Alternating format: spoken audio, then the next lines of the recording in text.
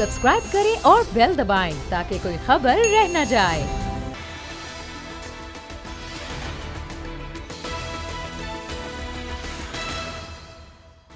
अस्सलाम वालेकुम, मैं हूं फैसल अजीज खान। सिंध को उसके हिस्से का पानी पंजाब नहीं दे रहा है और पंजाब कह रहा है कि सिंध अपने हिस्से का मुकम्मल पानी ले रहा है। सिंध के अंदर क्या किसानों को, हारियों को पानी फरोख्त हो रहा है?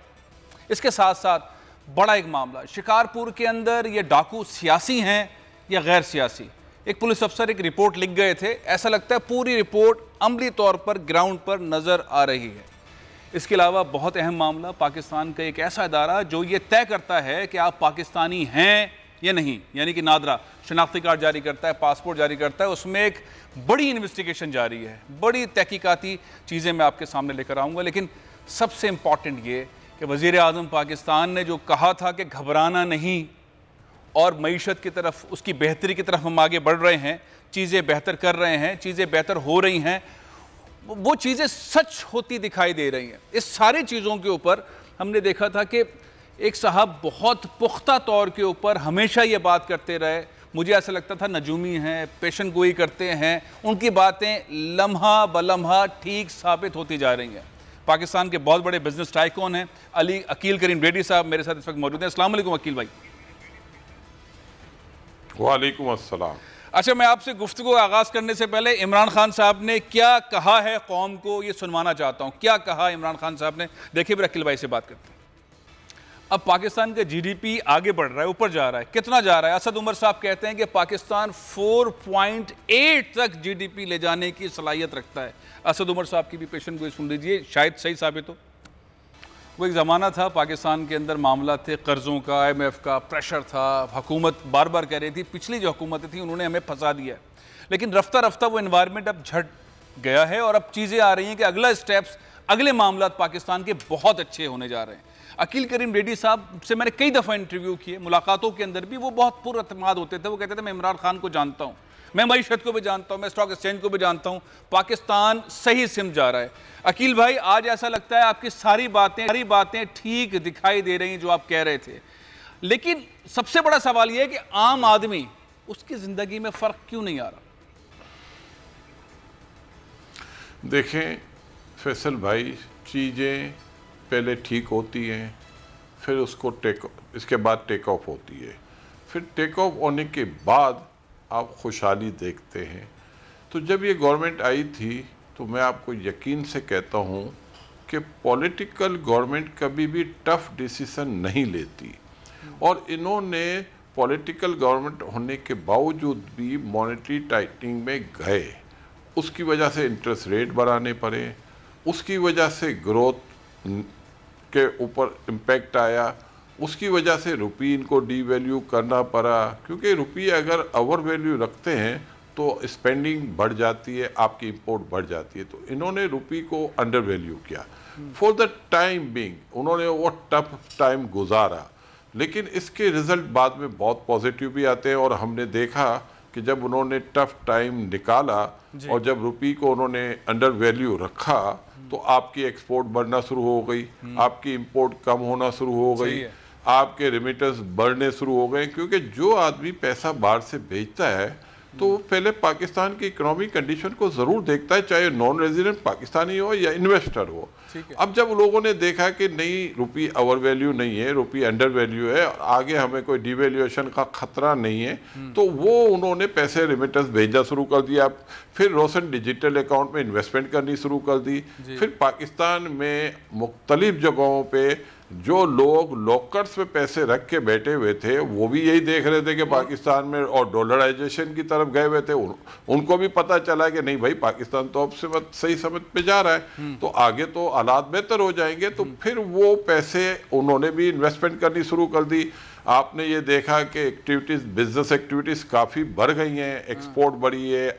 सबसे बड़ी बात, आप खुद भी मैं समझता हूँ इत्तेफाक करेंगे कि पाकिस्तान ने जो सबसे ज़्यादा ग्रोथ दिखाई है आईटी सेक्टर में। आईटी सेक्टर में इस साल आपकी $1 बिलियन की एक्सपोर्ट ज़्यादा हुई है, और ये तो अभी कुछ भी नहीं है। मैं समझता हूँ अगले साल तो हम इस बहुत बहुत ज्यादा इजाफा देखेंगे। अच्छा अकील तो भाई, मैं एक चीज बताएं कि इतनी जबरदस्त पैकेज, एक चीज बताएं, ये स्टॉक एक्सचेंज बहुत ज्यादा तेजी, एक्सपोर्ट ग्रोथ बहुत तेजी से ऊपर जा रही है, रोजगार के मौके भी पैदा हो रहे हैं, करप्शन कम नहीं हो रही, ट्रांसपेरेंसी नहीं है, करप्शन मल्टीप्लाई कर गई। सनतकार एक कल मुझे मिले, उन्होंने कहा मैं एक छत डलवा रहा हूं, पहले वो आते थे खर्चा पानी के लिए बिल्डिंग कंट्रोल वाले 2-3 लाख रुपए लेने, अब वो कहते हैं ऊपर पैसे देने 8 लाख रुपए दीजिए।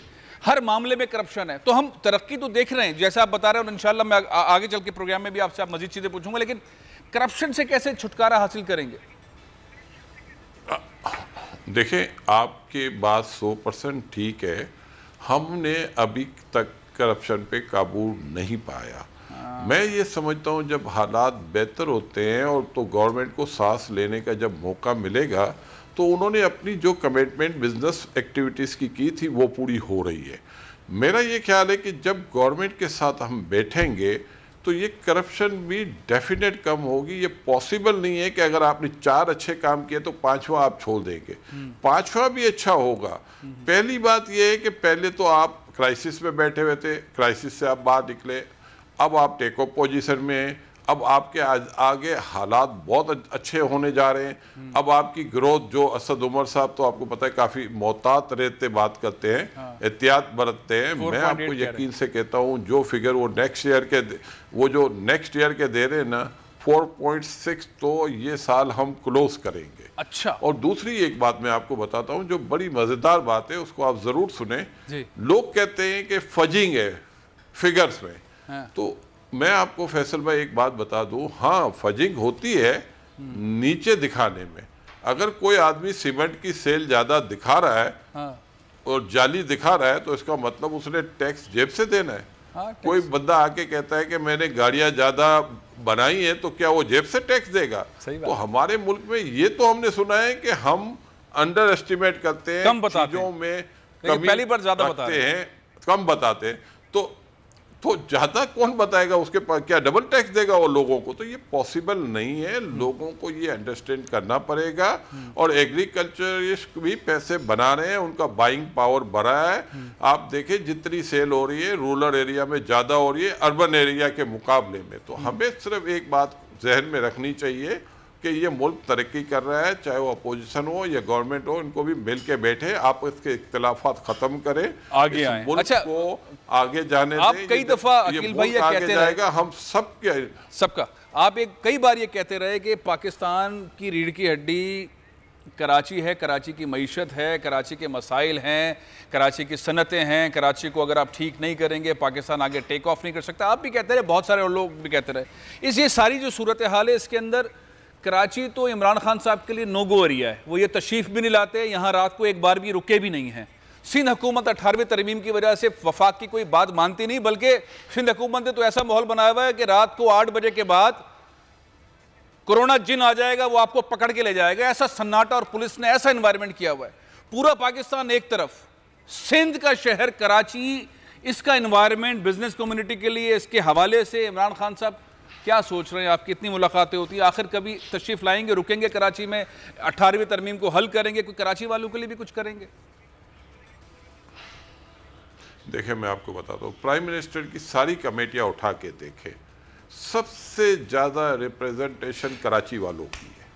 चाहे वो फाइनेंस कमेटी उठा के देखे, चाहे वो एनर्जी कमेटी उठा के देते, तो फाइनेंस प्राइम मिनिस्टर साहब रेगुलर बेसिस से कराची के बिजनेसमैनों से कांटेक्ट में हैं। हमने कभी भी ऐसी बात नहीं महसूस की कि हमने फ़ोन किया हो और विथ इन आवर्स या 1 डे हमें उसका रिप्लाई नहीं आया हो। तो आप कराची के बिजनेसमैन फाइनेंस कमेटी में सबसे ज़्यादा फाल है और सारे बड़े ग्रुप से ताल्लुक़ रखते हैं। साइड एसोसिएशन की सड़कें नहीं बनवा पा रहे हैं, इंडस्ट्रियलिस्ट मुजाहरे कर रहे हैं। ऐसी मीटिंगों का फायदा क्या? सनतकार चीख रहे हैं, चिल्ला रहे हैं, मसले हल नहीं हो रहे। सिंध हुकूमत नहीं मानती ना वफाक की बात। बताता हूँ, आप ठीक, आपकी बात में थोड़ा बहुत डेवलपमेंट हुई है, हम ये नहीं कह सकते कि बिल्कुल नहीं हुई है। कराची में काम होता हुआ दिख भी रहा है और हो भी रहा है। अच्छा। और वफाक की तरफ से भी हमने देखा है कि कराची को पैसा प्रोवाइड किया गया है। अभी जो लास्ट बारिशें हुई थी उसके बाद अभी तक तो कोई बारिश नहीं हुई है, लेकिन जब ये बारिशें होंगी तो मैं आपको यकीन से कहता हूँ पुरानी सिचुएशन जैसी सिचुएशन नहीं होगी, बेहतरी आ रही है। हाँ, ज़्यादा ज़रूरत है, मैं ये समझता हूँ वफाक और सिंध को बैठ के मसले हल करने चाहिए। अकील भाई, आखिरी सवाल, को मुल्क के इंटरेस्ट में काम करना चाहिए। बिल्कुल ठीक है। एक आखिरी सवाल ये कि आपने जो बातें कही थी वो 2.5 साल पहले हुकूमत बनने के बाद वैसी चीज़ें नज़र आ रही हैं, अब अगले स्टेप्स आपको क्या नज़र आते हैं?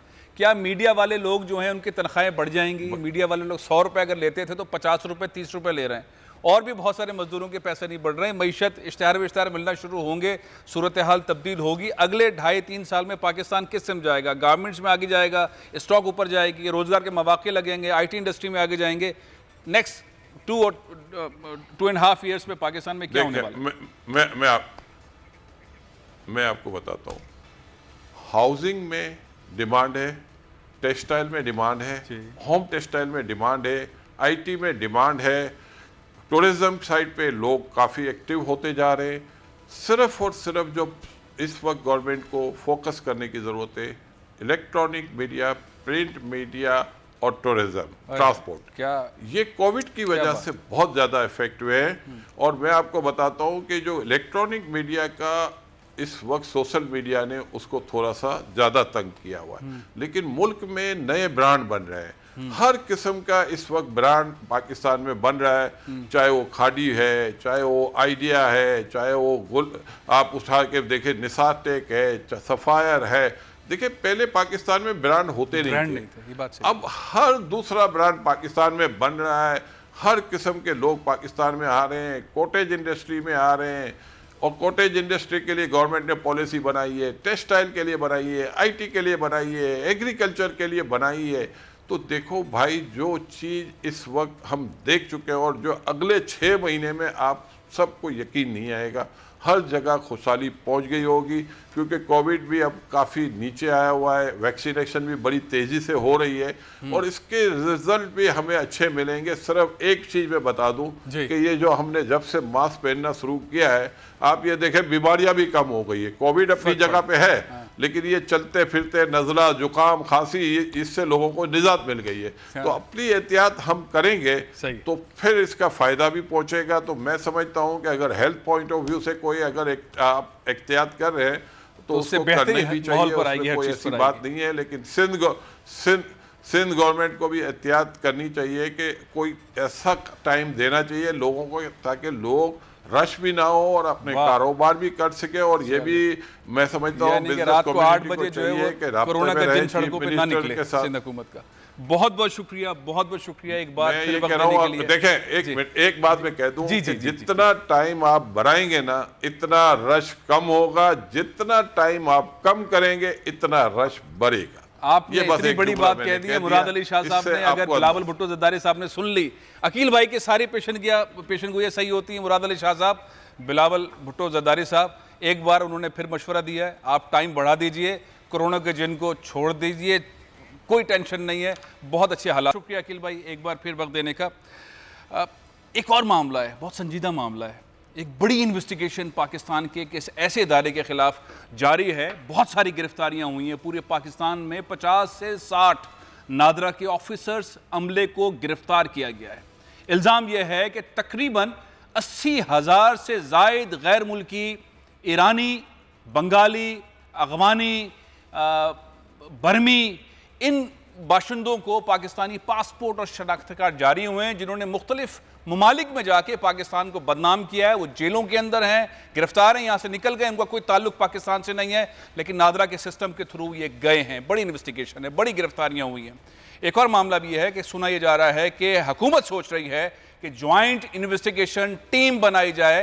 किस तरह नादरा के अंदर हुआ है, बड़े बड़े लोगों को फारिग करने का मामला भी है, तबादले भी हुए हैं। बड़ा खतरनाक किस्म का सिनेरियो है, आसान मामला नहीं है। विकीलीक्स ने ये तमाम चीज़ें बहुत पहले बता दी थी कि किस तरह नादरा का सॉफ्टवेयर किन किन ममालिक के एक्सेस में है, किस तरह नादरा के अंदर ये होता है। बहुत सारे ऐसे लोग जो ईरान से आए, अफगानिस्तान से आए, उन्होंने यहाँ से पासपोर्ट, शनाख्ती कार्ड बनवाए और सऊदी अरब में जाके कुछ ऐसी चीज़ें की, यूएई में जाके ऐसी चीज़ें की। ज़रा ये बताते हैं कि पाकिस्तान अब इस पर 2 कदम भी पीछे हटने वाला नहीं है, चाहे कुछ भी हो जाए। ये वो पेपर्स आप देख रहे हैं, जो विकीलीक्स ने बहुत पहले बता दिए थे। सिंध के अंदर तकरीबन 20 अब तक गिरफ्तारियां हुई नादरा के ऑफिसर्स के हमले की।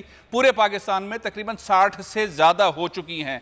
जो डीजी नादरा सिंध थे मीर अजम, उनको कल हटा दिया गया है और उनको ट्रांसफ़र कर दिया गया है। नादरा की लीडरशिप के अंदर बहुत वीकनेस है। आरजी तौर के ऊपर जो है इस वक्त नादरा के सरबराह हैं, 3 लोग कैंडिडेट हैं, तीनों के ऊपर इंक्वायरी चल रही है। कोई भी क्लियर नहीं है, शक व शुबात इस तरह के हैं किस तरह से पाकिस्तान की नेशनैलिटी इस तरह से फरोख्त हुई है। बहुत सारे ऑफिसर्स हैं उनके DHA में और मुख्तलिफ शहरों के अंदर पाकिस्तान के बड़े बड़े घर हैं, बड़ी बड़ी, उन्होंने ये गाड़ियां, ऐसे घर कैसे बनाए, ये इन्वेस्टिगेशन चल रही है। इसके ऊपर मुसलसल हमें ब्रेकिंग न्यूज़ देते रहे हैं हमारे सीनियर कोरेस्पोंडेंट हैं इरशाद संजरानी, उस वक्त मेरे साथ मौजूद हैं। इरशाद अस्सलाम वालेकुम। इरशाद, ये जो डेवलपमेंट हुई है, हो रही है, लोग कहते हैं, पहले कहते थे कि नादरा सबसे शफाफ इदारा है, लेकिन जब से ये गिरफ्तारियां हुई, चीज़ें बाहर आईं, कुछ चीज़ों ने तो हैरान कर दिया है। एक तरफ वज़ीर आज़म पाकिस्तान कहते हैं कि हम अपने हम वतनों को जेलों में नहीं रहने देंगे, उनको वापस लेकर आएंगे, सफारतकारियों को मजबूत किया जाए और उन जेलों से उन लोगों को निकाला जाए। दूसरी तरफ मामला ये आता है कि ये पाकिस्तानी पासपोर्ट होल्डर ज़रूर हैं, लेकिन इनका पाकिस्तान में कोई नहीं है, कोई घर नहीं है, कोई रिश्तेदार नहीं है। ये कौन है? या ये ईरानी है, अफगानी है, बंगाली है, इंडियन है, बर्मी है, कौन है? क्या सूरत हाल है इरशाद?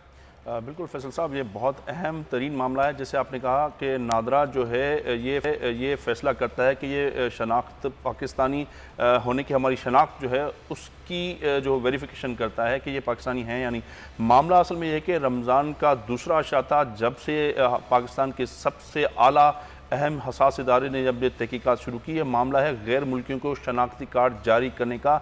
हमने इसके हवाले से पूरी तहकीकात की। कितने शनाख्ती कार्ड जारी हुए? 80 से 90 हज़ार जो गैर मुल्कियों के शनाख्ती कार्ड, जिसमें किस टेन्योर में जारी हुए? इसी इमरान खान साहब के दौर में जारी हुए हैं या बहुत टाइम है, 8, 10, 20 साल का टाइम है? बिल्कुल यही जो पुराने जो 10 से 15 सालों के दरमियान जो है फैसल साहब, उसमें 10 से 15 सालों के दरमियान ही जारी होते आ रहे हैं। और नादरा के अब तक जो है जो 50 से 60 से ज़ायद जो है अफसरान, डिप्टी डायरेक्टर, असिस्टेंट डायरेक्टर और स्टाफ और अमले के, बल्कि जो कि नादरा के अपने इंटेलिजेंस अफसरान थे, उनको भी कराची से गिरफ्तार किया गया है। रावलपिंडी, सरगोदा, इस्लामाबाद से गिरफ्तारियाँ की गई, लाहौर से भी। और मामला जो पाकिस्तान के अहम हसास इदारा जो इस वक्त तहकीकात कर रहा है, और जो मेरे ज़राए कहते हैं 5 से 10 लाख रुपए फ़ी केस जो इनके इतना जो अनासिर थे, ये कमाते थे। और डिफेंस में मुख्तलिफ अहम अफसरान के बंगले भी वो मिले हैं और इस हवाले से पहले से बनाए हैं।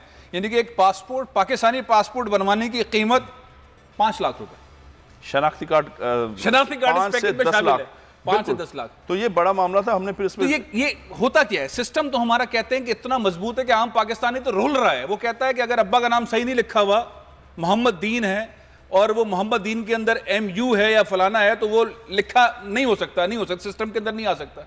तो ये कैसे बन जाता है? बाहर से ईरानी आ रहे हैं, अफगानी आ रहे हैं, बंगाली आ रहे हैं, इंडियन आ रहे हैं और यहाँ से बना के पासपोर्ट शनाख्ती कार्ड लेके निकल जाते हैं। सिस्टम कैसे ऑपरेट होता है? सिस्टम ये कि जैसे पहले हसास इदारों ने जो फ्रंट मैन जो के बाहर होते हैं, जो काम करते हैं, वो पैसे असल में आगे पहुंचाते हैं, बात करते हैं। फिर इसी तरह असिस्टेंट डायरेक्टर जो कि इंचार्ज होता है इस इदारे का और जो सेंटर का वो, और फिर डिप्टी डायरेक्टर्स लेवल के जो रीजनल डायरेक्टर्स होता है, जिसमें एक गौरी शंकर है, उनको भी उठाया हुआ है। और गौरी शंकर, हाँ, जो इसके अलावा हमाद मेमन और अल्तमश शेख, इसके अलावा और स्टाफ के जो सिर्फ जो है 25 से ज़ायद जो है अफसरान, उनको भी, स्टाफ वालों को भी उठाया हुआ है। उन्होंने ये बताया है हसास इदारों को कि उन्होंने माना है। उसके बाद मजीद गुज़िश्ता रोज़ मजीद कार्रवाई और मजीद इसकी तहकीकात और वसी हो रही है। असल में आपको पता होगा जूलियन असान जो कि विकीलीक्स का जो सरबराह था, उसने 2007 में बताया था कि पाकिस्तान का जो नादरा है उसके डेटा में जो American NCA national security agency access किया है। मतलब ये कि नादरा के साइबर सिक्योरिटी का सिस्टम इतना वीक है, उसको ठीक करने की जरूरत है ताकि मामला ना हो। और हमारे बड़े लोग जो हैं, किस तरह आप देखें कि एक बड़ा मामला होता है, आप इंडियंस को, आप बंगालियों को, बर्मियों को। वक्त हो रहा है, मैं इस स्टोरी के ऊपर मजीद भी इरशाद आपसे राब्ता करेंगे। ये बहुत हसास मामला है, नादरा को शफाफ होना चाहिए। ये कैसे सवालात उठ रहे हैं, ये लोग जो उठे हैं, इसके ऊपर कैंपेन भी चल रही है सोशल मीडिया के ऊपर, और ये कौम परस्ती की बुनियाद पर चल रही है।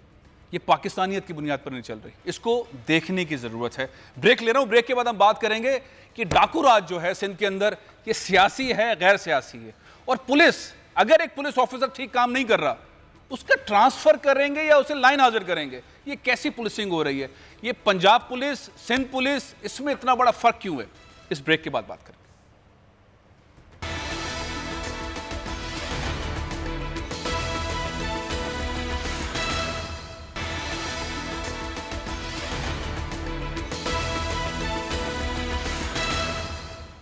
सिंध में इस वक्त दो मामलात बहुत ज़्यादा गर्दिश में हैं। एक मामला यह है कि सिंध कहता है कि पंजाब उसे पानी नहीं दे रहा। हम सिंध के वज़रा की, वज़रा आला की, सियासतदानों की मुख्तलिफ मवाक़ों के ऊपर एक बड़ी ज़ोरदार तकारीर सुन रहे हैं, असम्बली के अंदर भी सुन रहे हैं, बिलावल साहब भी कह रहे हैं, प्रेस कॉन्फ्रेंसेस भी हो रही हैं, और पंजाब कहता है पूरा पानी दे रहे हैं। एक और मामला यह है कि सिंध के लोग ये इल्ज़ाम लगा रहे हैं सिंध हुकूमत के ऊपर, किसान हारी, कि हमें पानी बेचा जा रहा है, हमें पानी फरोख्त हो रहा है, इरिगेशन महकमे के लोग हमें पानी फरोख्त करते हैं, 2-2 घंटे के 10-10, 5-5, 3-3 लाख रुपए लेते हैं, तब जाके हम अपनी फसलें उगा रहे हैं। सच्चाई क्या है इस पर हम बात करते हैं। लेकिन इससे पहले ये डाकू राज, ये कच्चे के इलाके में डाकू हैं, वो आके पुलिस वालों को मारते हैं। बख्तरबंदे जिसको कहते हैं कि इसमें गोली नहीं घुस सकती, उसके अंदर छोटी छोटी गोलियां घुस रही हैं, पुलिस वाले शहीद हो रहे हैं। उसके बाद पुलिस आती नहीं है, वो डाकू ऊपर खड़े होकर नाचते हैं, दंदनाते हैं। ये पॉलिटिकल डाकू हैं, सियासी डाकू हैं, वाकई डाकू हैं। इस सारी सूरत हाल के ऊपर एक पैकेज देखें। उसके बाद हमारे साथ अख्तर गोरचानी साहब, फॉर्मर आईजी सिंध, मौजूद हैं, नुमाइंदे भी वहां से शामिल करेंगे प्रोग्राम में। लेकिन उससे पहले देखें ये पैकेज। डाकू कौन है? डाकू क्या हुकूमतों के अंदर बैठे हुए लोग हैं, वडेरे हैं, जागीरदार हैं, उनके डाकू हैं, या ये वाकई डाकू हैं? क्योंकि ये डाकू जब माहौल चेंज करना होता है उस वक्त एक्टिवेट हो जाते हैं। एक ऑफिसर थे, उन्होंने एक रिपोर्ट जारी की थी, उनको डॉक्टर रिजवान को हटा दिया गया। उनकी बातें बहुत सारी सही साबित हो रही हैं। पहले ग्राउंड की सूरत हाल मालूम कर लेते हैं, सूरत हाल है क्या। मेरे साथ इस वक्त मौजूद हैं इफ्तिखार आराइन साहब, ये शिकारपुर में हमारे करस्पॉन्डेंट हैं।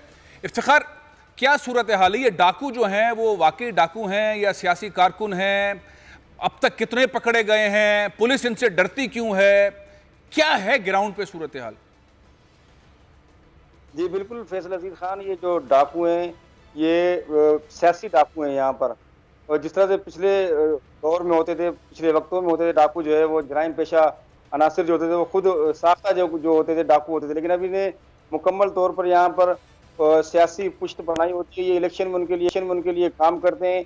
अब जिस तरह से सरदार तैयब खान तेगानी को गिरफ्तार किया गया, तो इनके भी बहुत ज़्यादा यहाँ पर वोट्स हैं, जिसकी बुनियाद पर न सिर्फ पीपल्स पार्टी के जो MP MNAs होते हैं उन्हें इनकी ज़रूरत पड़ती है, उसके अलावा फंक्शन लीग के जो MNA और MP होते हैं उनको भी इनकी ज़रूरत पड़ती है। तो अब सियासी जमातों के रहनुमाओं को इलेक्शन के अंदर डाकुओं की ज़रूरत पड़ती है, ये कह रहे हैं आप?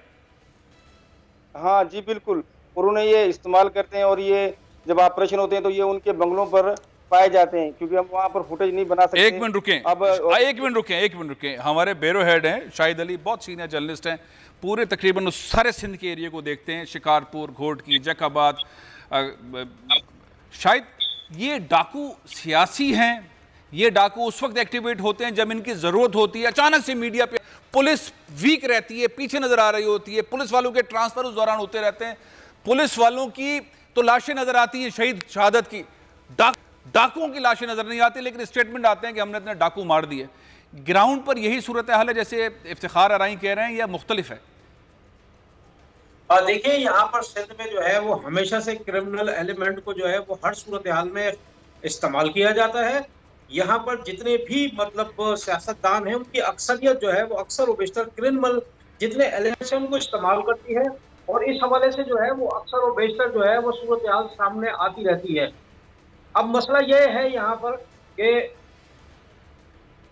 यहाँ सूरत हाल ये है इस वक्त के सिंध में सक्खर, घोटकी, शिकारपुर और ये जैकोबाद और कश्मीर का जो जिला है, इसमें तकरीबन 30 डाकुओं का गिरोह जो है इन दिनों सरगर्म अमल है। 30 गिरोह? जी 30 गिरोह इस वक्त सरगर्म अमल है। मुख्तलिफ कबाइल के ये डाकू हैं, इनके पास जदीद वेपन्स हैं, इनके पास एंटी एयरक्राफ्ट गन। अब जब ये सियासी डाकू हैं, एक मिनट, शायद इनके पास देख लिया आपने, पैकेज में दिखा भी दिया कि सारे सियासी, इनके पास रॉकेट लॉन्चर्स हैं, एंटी एयरक्राफ्ट गन्स हैं और ये सियासी डाकू हैं, तो सबसे बड़ी मुश्किल तो हुकूमत को ये होगी कि अपने ही एमएनए एमपी अपने वडेरे के जो बंदे हैं उनको मारने रोकने के खिलाफ ऑपरेशन किया जाए नहीं किया जाए। ये सिलेक्टिव ऑपरेशन है या वाकई ऑपरेशन है? देखिए, ये ऑपरेशन जो है वो अब शुरू होगा। अब अगले 24 घंटे में जो हमारी इतलात है कि ये अब ऑपरेशन शुरू होने जा रहा है। अभी तक जो शिकारपुर पुलिस ने जो इतला दी है कि 8 डाकू मार दिए हैं, ये 8 डाकू कहीं नहीं मरे हैं। किसी डाकू की कोई फुटेज, कोई चीज, कोई लाश नहीं, फोटो कहीं जाहिर नहीं किया गया, न उनकी कोई लाश मिली है, न उनका कोई नाम जाहिर किया गया, न कोई इन मुकाबलों की कोई FIR दर्ज की। आखिरी चीज बताएं, शायद एक आखिरी चीज बताएं, ये जो पुलिस वालों के ट्रांसफर हो रहे हैं, अभी हमने DIG का ट्रांसफर देखा, SSP का ट्रांसफर देखा, ये जब काम नहीं कर रहे तो इनको लाइन हाजिर क्यों नहीं करते? इनको एक जगह से दूसरी जगह पर ट्रांसफर करने का मतलब क्या है? बात यह है कि ये जो मीडिया ने हाइप क्रिएट की है ना, मीडिया ने बताया कि ये हुआ क्या है, कैसे शिकारपुर में पुलिस वालों को जो है वो मरवा दिया गया, अफसरान जो है वो घर बैठे रहते हैं, वहां से बयानात जारी करते हैं। अब सूरत हाल ये है कि हुकूमत सिंध को कुछ ना कुछ तो करना है ना, आवाम को थपकी देने के लिए कुछ ना कुछ करना है। आपने सब पोल खोली दी, बहुत बहुत शुक्रिया इफ्तिखार अराइन साहब और शाहिद अली साहब। आपसे इस आइंदा हफ्तों के अंदर भी और बुलेटिन के अंदर भी गुफ्तगू करते रहेंगे। अब असल मामला ये है कि पुलिस क्यों नहीं कर पा रही। बहुत सीनियर पुलिस ऑफिसर रिटायर्ड मेरे साथ इस वक्त मौजूद हैं, अख्तर गोरचानी साहब। अस्सलाम वालेकुम सर। अस्सलाम वालेकुम जी।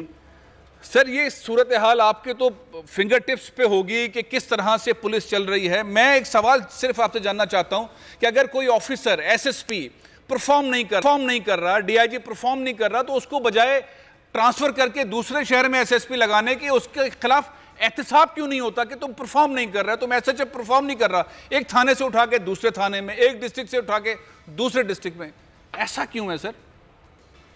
मैं बिल्कुल इत्तेफाक करता हूँ आपसे। अगर किसी की परफॉर्मेंस अच्छी नहीं है, किसी से डिस्ट्रिक्ट में लॉ एंड ऑर्डर कंट्रोल नहीं हो रहा जी सर, तो उसको अगर हटाना है तो फिर उसको SNGAD क्लोज करना चाहिए, CPO क्लोज करना चाहिए, फिर उसको दूसरी जगह बिल्कुल नहीं लगाना चाहिए जी।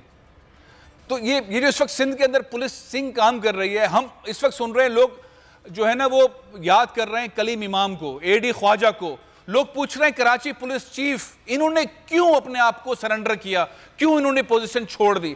अच्छे ऑफिसर जो हैं वो पीछे क्यों हट रहे हैं? लोग IG साहब को गैर फाल IG कह रहे हैं, उस तरह से परफॉर्म नहीं कर रहे। एक साहब ने कहा IG साहब जिस शहर के हैं वहां डाकू राज है, अपने गाड़ी के अंदर शिकारपुर वो तशरीफ नहीं ले जा सकते। इतना बुरा हाल क्यों आप समझते हैं कि क्यों इतना पुलिस का बुरा हाल हुआ है सिंध में? देखिए, मेरा तो जाती तजर्बा ये है लारकाना का भी और SSP सक्खर या DIG लारकाना जी सर, जो भी अरसा मैंने यहाँ जैकबाद में भी SSP गुजारा, तो देखिए कसूरवार हम लोग खुद होते हैं। वो इसलिए कि जब कोई किडनैपिंग होती है या कोई और इस तरह डकैती होती है तो जाहिर है कबायली निज़ाम है, कबायली चाहे डाकू हो, वो अपने सरदार घराने की रिस्पेक्ट तो जरूर होती है। हम बजाय ऑर्गेनाइज्ड एक ऑपरेशन करने के डाकुओं के खिलाफ हम जब खुद सरदारों के पैरों में गिर जाते हैं, जी आप मेहरबानी करें ये वापस करा दें, तो फिर यानी हम एक इंस्टीट्यूशन को खुद मजबूत कर रहे हैं। अगर हम सरदारों को मन्नत करने की बजाय पुलिस को इकट्ठा करके, पैरामिलिट्री फोर्सेस को इकट्ठा करके अगर हम सीधा ऑपरेशन पे जाए तो वही डाकू, वही सरदार बिल्कुल जीरो होकर रह जाएंगे। जब उनको पूछेगा ही कोई नहीं तो लेकिन बात तो उनके पीछे जाएंगे। सर बात तो फिर क्लियर है ना कि ये सियासी डाकू हैं, वडेरों के पास पुलिस वाले झुक जाते हैं। आपकी ये बहुत बड़ी बात है कि पुलिस ऑफिसर जाके वडेरों के, जागीरदारों के, सरदारों के पैरों पे झुकते हैं, डाकुओं से डरते हैं, तो ऑपरेशन कैसा? बहुत बहुत शुक्रिया गोरचानी साहब।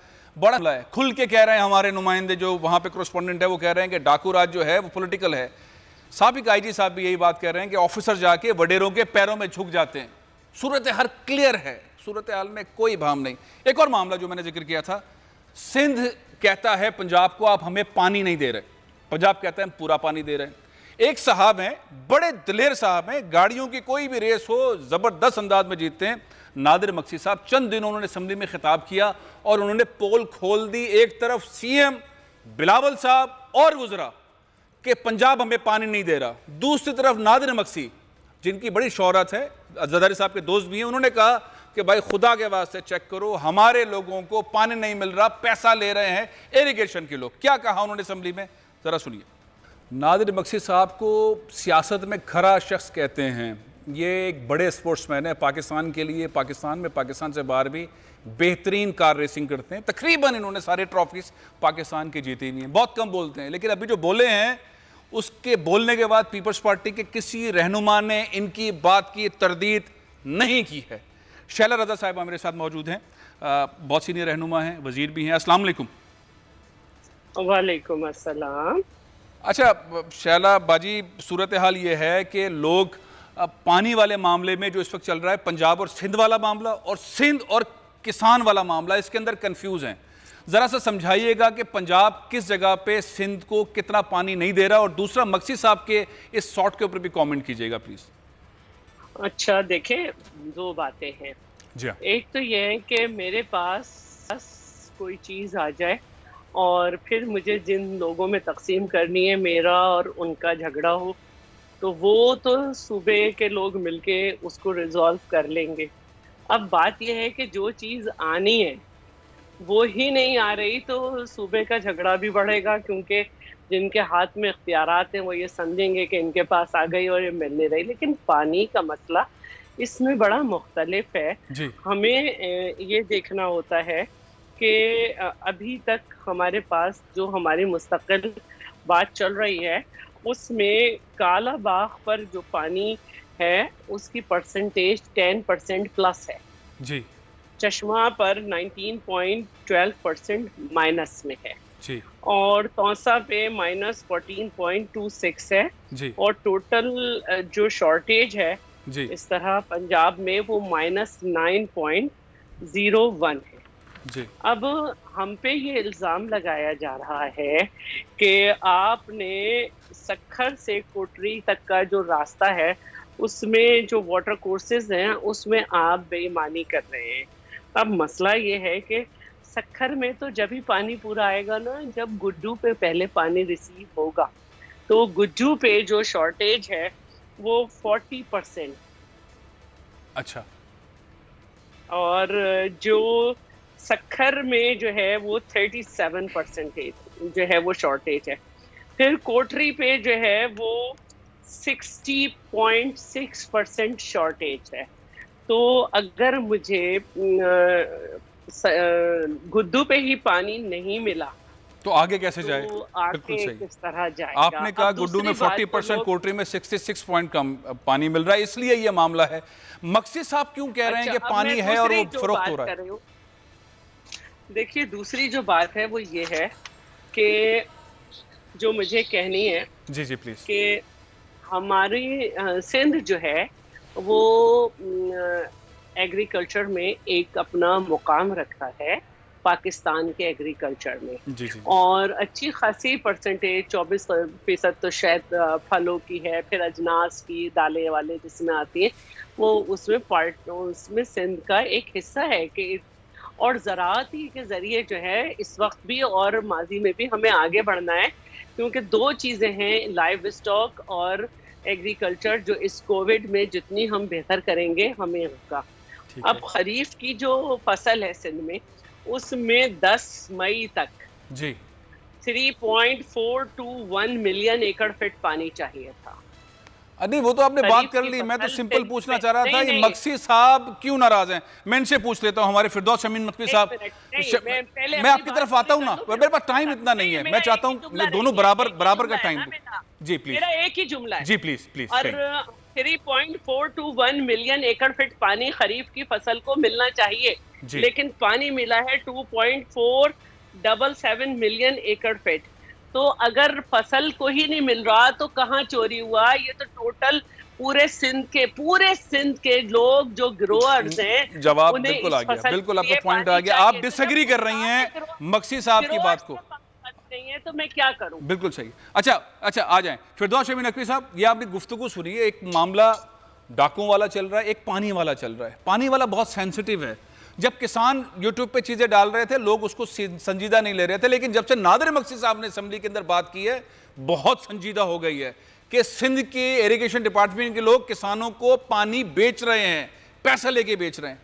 ये कैसा मामला है? और दूसरा मामला, पीटीआई की गवर्नमेंट सिंध को पूरा पानी क्यों नहीं दे रही? नकवी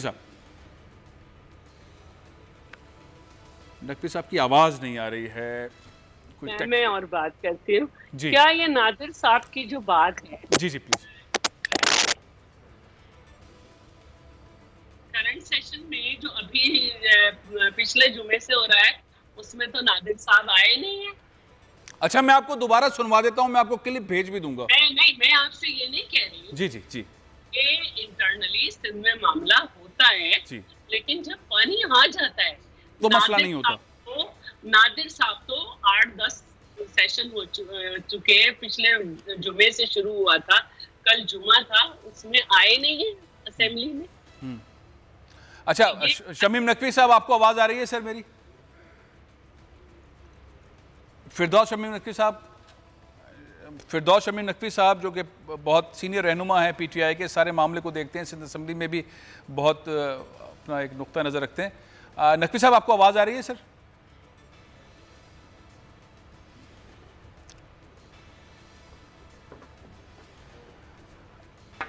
जब तक उनसे कॉल मिलती है, पाकिस्तान पीपल्स पार्टी की हुकूमत जो प्रेशर इस वक्त पीठ पर बिल्डअप किए हुए है, वो हकीकतन जो भी फिगर शैला साहिबा ने दी कि इतने पानी की ज़रूरत है, पानी कम आएगा तो किसान हारियों की तरफ से बहुत ठीक ठाक किस्म का प्रेशर बढ़ेगा। फिरदौस शमी नकवी साहब आपको आवाज़ आ रही है सर?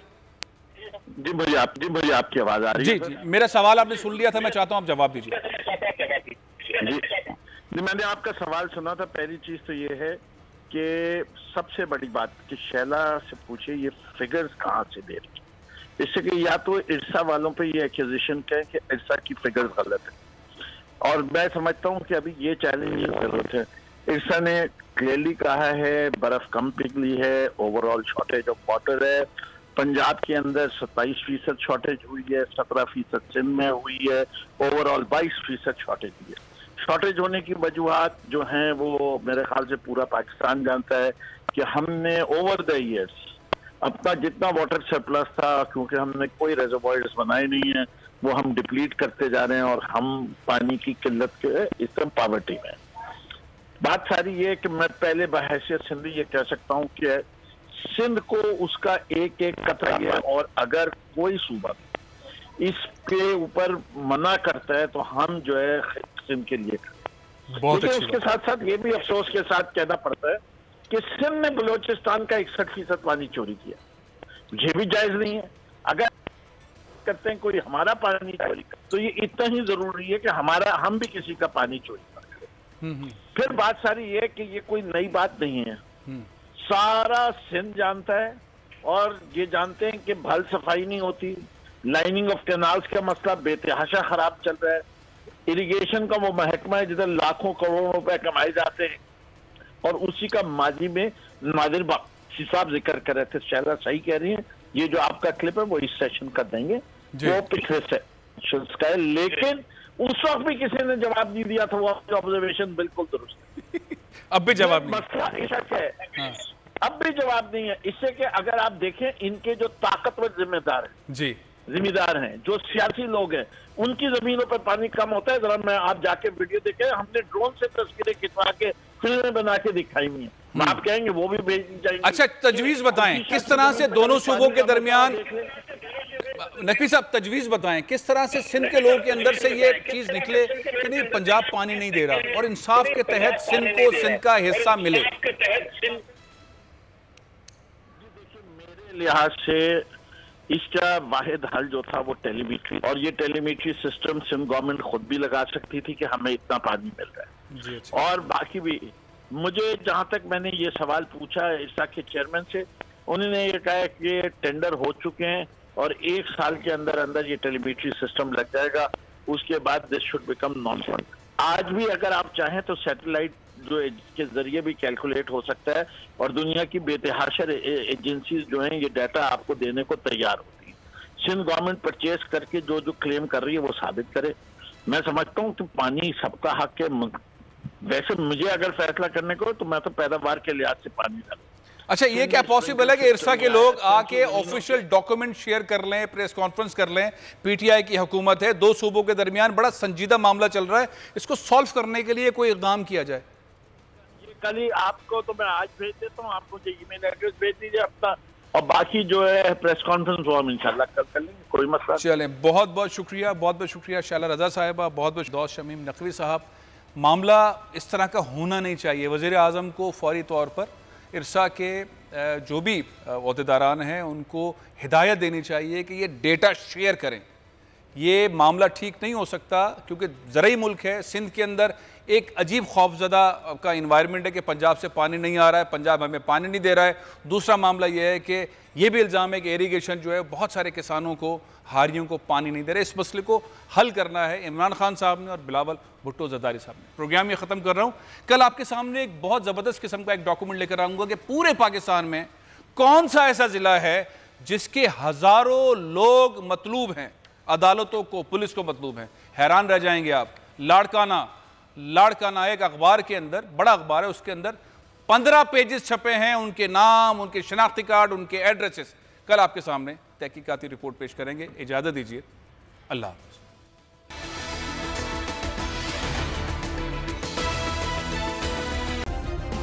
सब्सक्राइब करें और बेल दबाएं ताकि कोई खबर रह न जाए।